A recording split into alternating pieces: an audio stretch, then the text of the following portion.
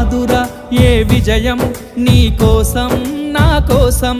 ఎటుపోదురా నువ్వు చేసిన కష్టం ఎప్పటికైనా సొంతం కాలంతో పయనించే వాడికి కానిది ఏముంది సాధనతోనే సాధ్యమవ్వునని సదాశయంతో సాగర ముందుకు రాదురా ఏ విజయం నీ కోసం నా కోసం ఎటుపోదురా నువ్వు చేసిన కష్టం ఎప్పటికైనా సొంతం